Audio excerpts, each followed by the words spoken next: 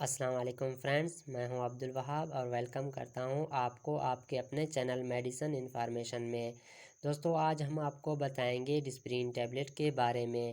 اس سے پہلے اگر آپ ہمارے چینل پر نیو ہیں تو ہمارے چینل کو سبسکرائب کریں اور بیل آئیکن کو پریس کریں تاکہ ہمارے آنے والی ہر ویڈیو آپ تک بآسانی پہنچ سکیں۔ تو چلیے دوستو بنا ٹائم ویسٹ کیے چلتے ہیں اپنی ٹاپک کی طرف۔ دوستو آج ہم آپ کو بتائیں گے ڈسپرین ٹیبلٹ کے فائدے اور نقصانات کے بارے میں کہ ڈسپرین ٹیبلٹ کے کیا کیا فائدے اور نقصانات ہیں اور کون سی بیماری میں استعمال نہیں کرنا ہے۔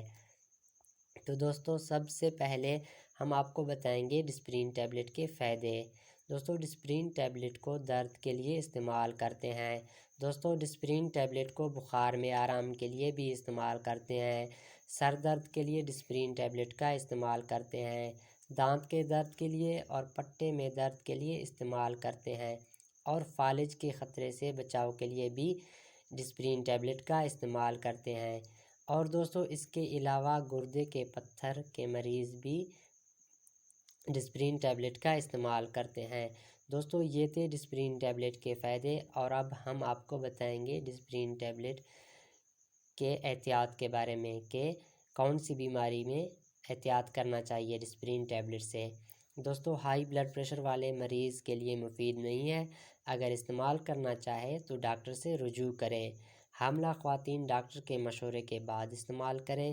بچوں کو ڈاکٹر کے مشورے کے بعد دیا جائے، بچوں کے لیے ٹھیک نہیں۔ دوستو دل کے مریض کو ڈاکٹر کے مشورے کے بعد استعمال کرنا چاہیے، اور دوستو اس کے علاوہ پیٹ کے السر والے استعمال نہ کریں۔